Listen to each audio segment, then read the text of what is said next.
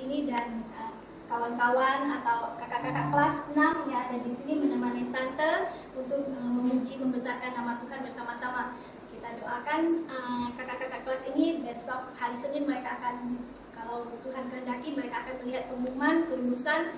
Bila kita doakan mereka supaya lulus dengan baik dan nilainya bagus sehingga mereka dengan mudah untuk memasuki tahap yang lebih tinggi lagi. Kita berdoa supaya mereka mendapatkan yang terbaik dari Tuhan. Kita mulaikan ibadah kita sekolah minggu. Anak-anak yang ada di rumah, kita bangkit berdiri, kita nyanyi, kita mulaikan lagu Selamat Pagi Bapa.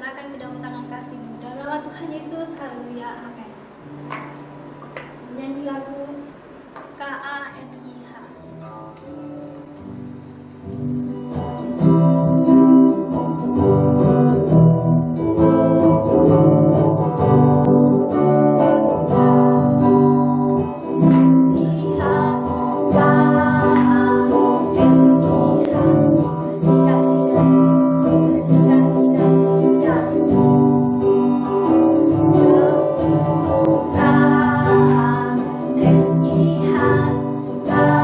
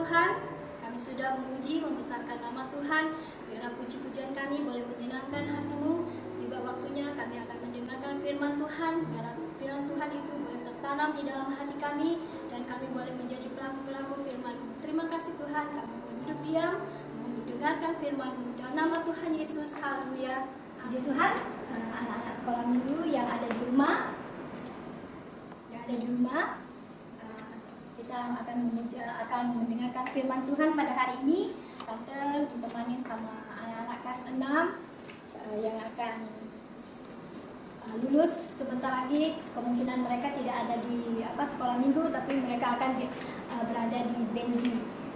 Kita doakan mereka bisa lulus dengan hasil yang terbaik dan mereka bisa masuk di sekolah yang mereka inginkan dengan kemudahan-kemudahan ya. Tuhan berikan kemudahan kepada mereka. Nah, kita akan belajar firman Tuhan hari ini. Sebelum kita masuk ke pelajaran kita, Tatu masih mau tanya, karena kita 10 minggu ini kalau Tuhan kehendaki kita akan belajar tentang 10 perintah Tuhan. Karena sudah 2 minggu yang lalu kita sudah belajar tentang 10 perintah Tuhan. Ada yang pertama sampai ke kedua. Masih ingat kalian yang di rumah? Perintah pertama apa? Kakak-kakak masih ingat? Yang di rumah? Perintah pertama adalah jangan ada padamu Allah lain. Kemudian yang kedua, perintah kedua baru minggu kemarin Tante Esther yang bawa ceritanya adalah jangan membuat atau menyerupai apapun untuk disembah. Dan minggu ini kita akan masuk ke perintah yang ketiga, yaitu jangan menyebut nama Tuhan Allahmu dengan sembarangan. Anak-anak yang kelas kecil juga yang di rumah yang sedang nonton, kita hari ini akan belajar tentang jangan menyebut nama Tuhan Allahmu dengan sembarangan. Dan di sini kita dapat bahannya, ceritanya dari 2 Raja-Raja pasal 18 ayat 13 sampai pasal 19 ayat 37. Cukup panjang cerita ayatnya. Kemudian dengan cerita yang sama itu ada di dalam dua Tawarik pasal 32, dan ada juga di dalam buku Yesaya, di dalam kitab Yesaya pasal 36. Tante tidak suruh membaca karena sangat panjang ceritanya, kalian dengar saja. Oke. Ceritanya ada dua raja. Satu namanya Raja Hizkia. Nah, raja apa namanya? Hizkia. Kemudian ada satu namanya Raja Asyur, namanya Raja Sanherib. Raja apa? Sanherib. Raja Sanherib. Nah, nanti kita masuk ke Raja Hizkia dulu. Raja Hizkia adalah Raja Yehuda. Kenapa tante Raja Yehuda? Kenapa tidak Raja Israel? Karena keturunan dari Daud kan dibilang Raja Israel. Kenapa tidak Raja Israel? Kita belajar bahwa mungkin anak-anak kelas 6 sudah pernah diterangkan oleh guru sekolah minggu bahwa kerajaan Israel itu terbagi menjadi dua sejak zaman Raja Yerobeam. Sejak zaman Yerobeam, kerajaan Israel itu terbelah menjadi dua bagian. Di sebelah selatan kerajaan selatan yang dibilang kerajaan Yehuda, dan 10 adalah kerajaan utara yang disebut kerajaan Israel. Kerajaan Israel ini yaitu raja pertama yang memberontak itu namanya Yerobeam. Dia memberontak terhadap Raja Rehabeam. Dan anak-anak tahu Raja Rehabeam itu siapa? Anaknya siapa? Anaknya Salomo. Dan pada zaman itu kerajaan menjadi dua bagian, kerajaan utara dan kerajaan selatan. Dan kerajaan selatan ini cuma ada dua suku, yaitu suku Yehuda dan suku Benyamin. Sedangkan sebagian utara itu ada berapa jadinya? 10 suku. Nah, kita tinggalkan bagian utara. Ya, bagian utara ini pusat pemerintahannya ada di Samaria. Sedangkan yang sebelah selatan pusatnya ada di Yerusalem. Kita tinggalkan sebelah utara, kerajaan utara, kita masuk ke kerajaan sebelah selatan. Raja Hizkia, kakak. Nah, ada Raja Hizkia. Anak-anak di rumah juga bisa lihat ada gambar Raja Hizkia. Raja Hizkia ini kalau menurut catatan dari Rehabeam sampai ke Hizkia itu ada ke raja 12 raja. Jadi Rehabeam ke Hizkia itu 12 raja. Raja-raja yang ke-12. Kemudian Raja Hizkia ini adalah tadi raja siapa? Raja Yehuda. Raja Yehuda anak Raja Ahaz, siapa? Iya. Namanya Abi. Kemudian Raja Hizkia ini dia takut akan Tuhan. Dia melakukan apa yang benar di mata Tuhan. Jadi apapun yang dilakukan oleh Raja Hizkia ini Tuhan berkenan. Tuhan senantiasa memberkati apa yang dikerjakan oleh Hizkia. Hizkia berperang melawan bangsa-bangsa dan dia diberikan kemenangan yang besar. Sebab Hizkia juga menjauhi akan segala berhala-berhala, tiang-tiang berhala, dewa-dewa dihancurkan oleh Hizkia. Tuhan sangat berkenan kepada Hizkia karena dia dengar-dengaran kepada Tuhan. Nah, Nabi zaman pada waktu Hizkia ini Tuhan sangat menyertai dia. Dan kita kembali lagi ke tadi ceritanya ada raja siapa tadi? Satu lagi Raja Asyur atau Raja Sanherib. Raja Sanherib ini adalah raja yang tidak kenal Tuhan. Dia tidak kenal sama Tuhan dan dia orangnya sombong. Dia meninggikan diri karena dia merasa bahwa dia adalah dia mempunyai kekuatan yang besar, dia mempunyai power yang besar, sehingga dia menyerang akan bangsa-bangsa. Kemudian waktu tidak terkecuali Yerusalem. dia juga mengepung Yerusalem untuk menjajah Yerusalem. Hizkia senantiasa berharap kepada Tuhan, tetapi akhirnya ada suatu titik bahwa dia merasa lelah. Dia bilang, saya sudah berdosa kepada Tuhan. Saya sudahlah, karena Raja Asyur sering berkeliling, sudah mengepung akan Yerusalem, sehingga Hizkia bilang sudahlah, sudah capek, dah bertahun-tahun mereka dikepung oleh tentara Asyur. Sudahlah, saya menyerah, kata Hizkia, pulanglah, saya akan memberikan upeti. Kalau raja-raja dahulu kalau menyerah kepada bangsa lain, dia akan mengirimkan upeti, mengirimkan persembahan kepada Hizkia, kepada Raja Asyur. Nah, Raja Asyur senang kan? Dapat itu, wah, aku dapat apa lagi? Dapat jajahan baru lagi, dapat orang-orang yang bangsa yang bisa dijajah. Kemudian rupanya Hizkia memberontak. Hizkia mungkin dalam hatinya pikir bahwa dia akan mampu, bahwa dia ada Tuhan yang besar yang sanggup menolong dia. Kemudian Hizkia memberontak terhadap Raja Asyur. Raja Asyur tentu marah kan? Benar nggak? Raja Asyur marah sebab dia tidak terima upeti lagi. Ada orang yang memberontak, dia marah. Dia kirim utusan kepada Raja siapa? Raja Hizkia. Nah, kakak, ada Raja Hizkia. Nah, Raja Hizkia kedatangan tamu-tamu. Nah, kedatangan tamu-tamu dari Raja Asyur. Ada utusannya dan dia memakai tentara yang sangat besar ke Yerusalem. Kemudian Hizkia menyuruh pegawai-pegawainya untuk berjumpa. Rupanya utusan Raja Asyur ini datang bukannya baik-baik, tetapi datang marah-marah, mencela nama Tuhan. Dia mencela nama Tuhan, berkata bahwa Tuhan tidak akan sanggup melepaskan mereka dari tangan Raja Asyur.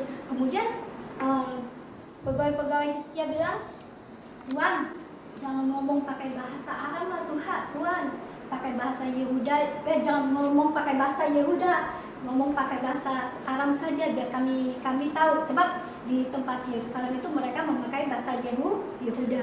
Jadi orang-orang yang datang itu memakai bahasa Yehuda, tapi pegawai-pegawai Raja Asyur bilang jangan pakai bahasa Yehuda karena bisa dimengerti oleh rakyat, oleh orang-orang Yerusalem. Tetapi makin dilarang, dia bilang, hey, ada kakak lagi. Hey, itu dia tunjuk-tunjuk. Saya datang bukan hanya untuk ketemu sama kalian, ketemu sama pegawai-pegawai, bukan saja mau berbicara kepada Hizkia, tetapi kepada kalian semua yang ada di atas tembok, semuanya saya berbicara bahwa saya katakan jangan percaya kepada Raja Hizkia, walaupun dia bilang dia sanggup melepaskan kalian dari Raja Asyur. Bahkan katanya Tuhannya pun tidak sanggup untuk melepaskan dari tangan Raja Asyur. Dia mencaci, dia mencela akan Tuhan. Dia katakan bahwa Tuhan yang disembah oleh Hizkia tidak akan sanggup untuk melepaskan mereka dari tangan Raja Asyur. Dia bilang Raja Asyur itu adalah mereka mempunyai kekuatan yang besar. Jangan kalian menyerah, jangan kalian menyerang, jangan kalian memberontak, tetapi kalian menyerah saja. Nanti kalian akan diberi oleh bantuan oleh Raja Asyur. Kalian menyerah saja deh. Tosa ikut si Raja Hizkia, tetapi kalian menyerah kepada Asyur, kalian akan mendapatkan kebaikan. Tetapi akhirnya pegawainya bilang sama Hizkia dengan hati yang sangat sedih. Mereka merendahkan diri di rumah Tuhan. Hizkia merendahkan diri. Ada kakak merendahkan diri kepada Tuhan. Itu adalah gambarnya. Hizkia merendahkan diri dengan mengoyakkan bajunya, tanda dia berserah diri. Dia memohon, Tuhan, ini kami dalam kesusahan yang sangat besar. Kami tidak ada yang bisa tolong, hanya Engkau saja yang bisa bisa menolong kami. Kemudian dia mengirim utusan kepada Nabi Yesaya. Ada Nabi Yesaya. Nah, ini Nabi Yesaya gambarnya. Nah, dia datang mengutus utusan kepada Nabi Yesaya supaya minta doa dari Nabi Yesaya supaya didoakan supaya mereka mendapat kelepasan. Kata Yesaya bilang, kamu bilang sama raja kamu, jangan takut sama budak-budak Asyur itu. Budak-budak Asyur itu nanti akan terjadi sesuatu yang besar kepada mereka. Pokoknya kamu tenang aja. Kemudian akhirnya Raja Asyur dengan geramnya dia mengirim lagi surat. Dia mengirimkan surat kepada Raja Hizkia. Ada gulungan itu, mengirimkan surat kepada Raja Hizkia dengan perkataan juga yang mencela Tuhan, bahwa Tuhan yang Hizkia sembah itu tidak akan mampu untuk melepaskan Tuhan yang Hizkia punya itu sama dengan orang-orang yang lain, bangsa-bangsa lain. Mereka juga tidak mampu melepaskan. Kemudian Hizkia bawa gulungan surat itu ke rumah Tuhan. Dia berserah kepada Tuhan. Dia bilang, Tuhan memang benar, bangsa-bangsa lain waktu dijajah oleh bangsa Asyur mereka tidak bisa melepaskan diri. Tetapi begitu juga dengan Allahnya tidak bisa melepaskan mereka dari tangan Raja Asyur. Tetapi Allah mereka itu bukan Allah yang benar, bukan Allah yang baik. Bukan Tuhan yang perkasa, dia bukan Allah yang besar, yang sanggup menolong. Mereka adalah buatan tangan manusia. Kalau buatan tangan manusia seperti patung, ada di dalam Yesaya bilang seperti patung, mereka ada mata tetapi tidak bisa melihat, ada hidung tapi tidak bisa mencium, ada telinga tetapi tidak bisa mendengar. Itu apa yang disembah oleh mereka. Dan tetapi kata Raja Hizkia bilang, tetapi yang kami sembah bukan seperti itu. Engkau adalah Tuhan yang menciptakan langit dan bumi, Tuhan yang maha besar, maha kuat. Biarlah mereka tahu bahwa di Israel ada Tuhan yang besar, Tuhan pencipta langit dan bumi yang sanggup melepaskan kami dari kesesakan. Kemudian Yesaya mengirim lagi, Nabi Yesaya mengirim lagi utusan kepada Hizkia memberikan penghiburan bahwa dia akan mendapat kelepasan dari tangan Raja Asyur. Oke, ceritanya di sini akhir cerita dari Raja Asyur. Raja Asyur tadi namanya siapa? Sanherib. Raja Sanherib ini akhirnya dia pulang dengan perasaan malu karena tentaranya yang banyak yang sedang berkemah, mereka semua mati. Mereka semuanya mati di dalam perkemahan itu. Waktu bangun pagi-pagi sekali lihat mayat-mayat bergelimpangan semua mati. Bukan karena ada gambarnya rupanya, itu bergelimpangan mayat-mayat di sekeliling perkemahan. Raja Asyur dengan malu dia pulang ke negerinya. Di negerinya dikatakan di dalam Alkitab dikatakan dia pulang ke Niniwe dan akhirnya dia mati di sana, dibunuh oleh anak kandungnya sendiri. Dan akhir ceritanya bahwa kemenangan ada di tangan orang yang benar, orang yang mengucapkan perkataan yang benar, yang tidak menghina nama Tuhan, tidak mencela nama Tuhan, yang berserah kepada Tuhan. Karena berhubungan kita belajar tentang jangan menyebut nama Tuhan Allah kita dengan sembarangan. Jadi Raja Asyur yang menyebut nama Tuhan, yang menghina nama Tuhan, yang melakukan yang mengejek nama Tuhan, akhirnya dia mendapat yang tidak baik. Dia mendapat bahwa dia mati dibunuh oleh anaknya sendiri. Dan kita hari ini mau belajar bahwa firman Tuhan katakan kita tidak boleh menyebut nama Tuhan Allah kita dengan sembarangan, menyebut nama Tuhan kita dengan sia-sia. Karena nama Tuhan itu kudus. Jadi kita waktu menyebut nama Tuhan kita harus dengan perasaan hormat. Dan ada contoh yang dikasih bahwa waktu kita menyebut nama Tuhan itu jangan seperti sia-sia. Anak-anak tahu yang orang-orang tua suka lata. Waktu kesana bilang, Tuhan, Tuhan, Tuhan. Atau waktu ada apa gitu, oh my God. Atau apalagi gitu, kata-kata seperti kata-kata rohani Tuhan. Tetapi kata-kata yang keluar dari bibir mulutnya itu bukan berasal dari hati. Itu adalah kata-kata sia-sia yang mereka keluarkan. Jadi kalian jangan suka lata ya. Jangan suka lata.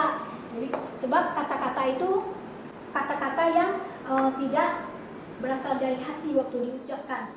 Jadi kata-kata yang diulang-ulang itu tidak baik. Jadi kita mau mengeluarkan setiap perkataan kita dengan benar, dengan baik, sehingga perkataan kita memuji Tuhan.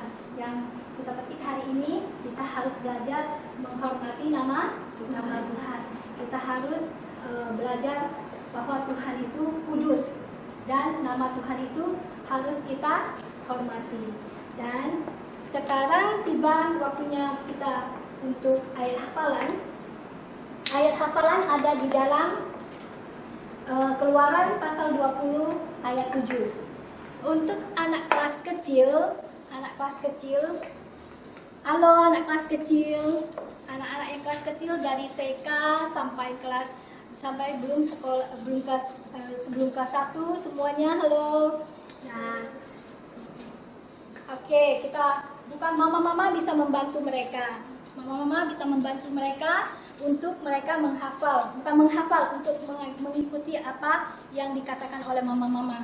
Kita di dalam kalimat ini yaitu jangan menyebut nama Tuhan Allahmu dengan sembarangan. Mama-mama bisa memenggal katanya seperti jangan menyebut nama Tuhan Allahmu dengan sembarangan. Jadi waktu itu waktu mama-mama menyebut kata-kata itu, anak-anak mereka bisa mengikuti. Jadi mereka bisa memperkatakan firman Tuhan. Walaupun mereka tidak bisa menghafal, tetapi mereka bisa memperkatakan firman Tuhan. Seperti yang sering saya lakukan waktu di kelas kecil, mereka belum pandai untuk ngomong aja belum terlalu bisa, tetapi mereka mau waktu saya ajarin mereka untuk memperkatakan firman Tuhan, mereka mau. Begitu juga mama-mama di rumah bisa melakukannya dengan sama dengan yang saya lakukan. Kita akan merasa bangga bahwa anak-anak kita bisa memperkatakan firman Tuhan. Untuk anak kelas sedang yang di rumah, halo anak kelas sedang, dan anak-anak kelas besar masih itu ya. Minggu depan nggak tahu masih ada nggak di arkid. Untuk anak-anak kelas besar, ayat hafalannya sama.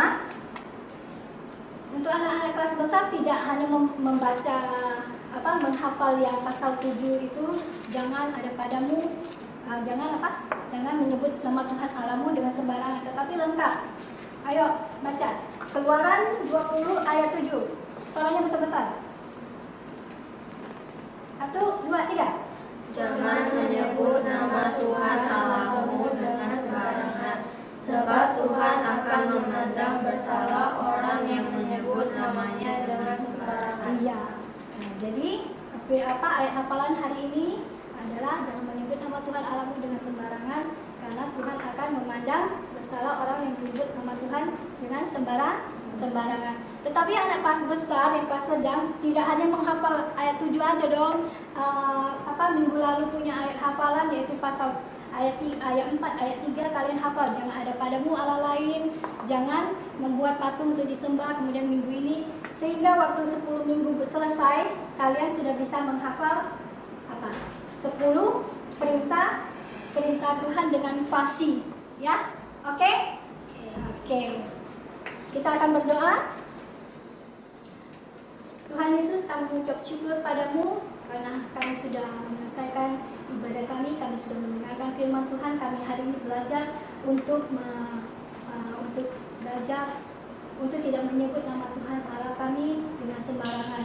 Biarlah setiap perkataan kami, waktu kami menyebut namamu Tuhan, kami menyebutnya dengan penuh hormat karena Engkau Allah yang kudus, Allah yang harus kami hormati, karena Engkau begitu baik kepada kami semua. Kami kami juga pada saat ini berdoa buat anak-anak kelas 6 ini yang bersama dengan kami yang ada di sini Tuhan, yang esok hari Senin kalau Tuhan kehendaki mereka akan melihat ujian mereka keluar Tuhan, pengumuman keluar ya Tuhan, biarlah mereka mendapatkan yang terbaik yang daripada Engkau, nilai-nilai mereka sangat baik yang Kau berikan kepada mereka sehingga mereka dengan mudah untuk memasuki SMP yang mereka inginkan ya Tuhan. Terima kasih Tuhan Yesus, Engkau memberkati orang tua mereka, Engkau memberkati anak-anak yang ada di rumah juga, memberkati kami semua, dan kami alaskan doa kami hanya dalam nama Tuhan Yesus. Haleluya, amin.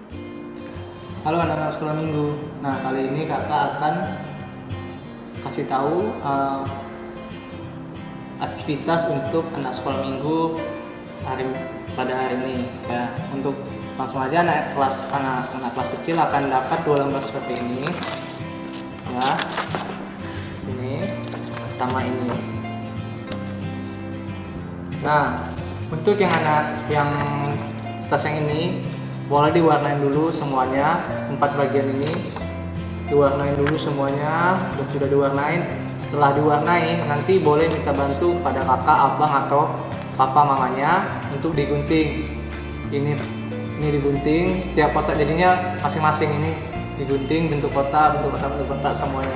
Nanti akan jadi kayak gini ya, tapi nanti diwarnain ya. Sudah itu, untuk yang satu lagi, untuk yang ini. Nah, untuk yang ini ada 2 bagian. Yang itu ini yang bagian pertama, sama yang ini bagian yang kedua. Digunting menurut garis tebal yang bagian luar, dan nanti ini dipisah. Bagian 2, bagian satunya dipisah, digunting sudah dipisah, nanti akan jadi kayak ini. Nah, diguntingnya menurut garis tebal, garis putus-putusnya itu sebagai tanda untuk dilipat. Nah, nanti dilipat kayak ini. Nih, dilipat semua, udah sampai dilipat. Ini juga dilipat supaya gampang untuk dibentuk. Nah, untuk yang bagian sini tadi, nah yang di sini digunting kalau bisa pakai cutter ya, karena nanti di sininya ada garis putus-putusnya juga untuk dilipat. Jadi yang ini jangan sampai terpotong. Ini digunting juga, digunting. Nanti akan jadi seperti ini. Ya, ini bagian atasnya. Nah, nanti bagian yang udah dipotong tadi digabungin jadi satu. Yang sebelah sini ini kasih lem semuanya, bagian-bagian tepinya supaya dia lengket. Nah, nanti akan terbentuk jadi benteng. Dilem semuanya. Nah, nanti jadinya benteng seperti ini. Sudah itu, gambar yang tadi sudah dipotong dan sudah dipotong dan diwarnai, diletakkan di setiap sisi benteng-bentengnya, tapi harus berurutan. Jadi dari kiri ke kanan, dari sini ke sini, muter itu. Gambar yang pertama adalah raja dari orang Asyur mendatangi menyerang Israel. Yang ini taruh sini. Kemudian yang kedua adalah nih, orang-orang Asyur menertawakan Tuhan di sebelah sini, sisi sebelah sini. Yang ketiga, ini dia Raja Hizkiel berdoa di sebelah belakang. Dan yang terakhir adalah nih, Tuhan menghukum orang-orang Asyur di sini. Jadi nanti akan ditempel-tempel, dia akan ada di setiap sisi bentengnya. Nah, itu untuk anak kelas kecil. Selanjutnya adalah untuk anak kelas sedang. Anak kelas sedang akan dapat 1 lembar seperti ini. Nah, nanti kalian akan bentuk buklet. Ini halaman, nanti ada tandanya halaman 49. Ini lipatnya gini, ke dalam kayak gini. Nah, nanti jadinya buku. Sudah itu, nah nanti kalian akan disuruh untuk menggambar sesuai dengan perintah yang sudah ditulis. Yang pertama ada di sini, Raja orang Asyur datang menyerang Israel. Jadi kalian gambar prajurit tentara menyerang Israel. Nah, yang kedua di sini ada mereka menertawakan Tuhan mereka berkata bahwa Tuhan tidak bisa menyelamatkan Yerusalem. Jadi kan gambar orang ketawa boleh, gambar muka tersenyum juga boleh, dan diwarnai dengan warna yang kalian suka. Selanjutnya juga yang sebelah sini adalah berdoa kepada Tuhan. Dan gambar orang berdoa di sebelah sini. Yang terakhir, halaman terakhir adalah Tuhan menghukum orang-orang Asyur di sini. Jadi kalian bisa gambar tentara Asyur yang kalah. Dan di sini juga ditulis bahwa Tuhan berkata bahwa jangan menggunakan nama Tuhan dengan sembarangan. Nah, itu untuk anak kelas sedang. Untuk anak kelas besar, kalian akan dapat kertas seperti ini. Nah, nanti kalian akan disuruh gunting. Ada tandanya di sini. Nah, yang ini sampai selesai, di sini sampai ujung. Nah, nanti akan dapat dua bagian, yaitu kepalanya sama bagian mulutnya. Ini mulutnya nih. Nah, nanti di bagian kepalanya di sini ada yang diarsir ini. Ini kalian gunting semua. Kalau bisa pakai cutter ya. Karena kalau pakai gunting nanti nggak rapi di sini. Dibolongin jadinya, nanti jadinya bolong. Nah, nanti bagian yang ini ditempel di belakang bagian kepala. Nanti ditempel di bagian belakang dan lipat sedikit di bagian atasnya. Lipat sedikit bagian atasnya, sedikit aja, dikasih lem selotip ya. Nanti ini bisa dibuka. Nanti mulutnya tertutup, tiba ditarik ke bawah dia akan terbuka. Ya, begini. Oke, itu untuk anak-anak sekolah minggu. Sampai jumpa minggu depan.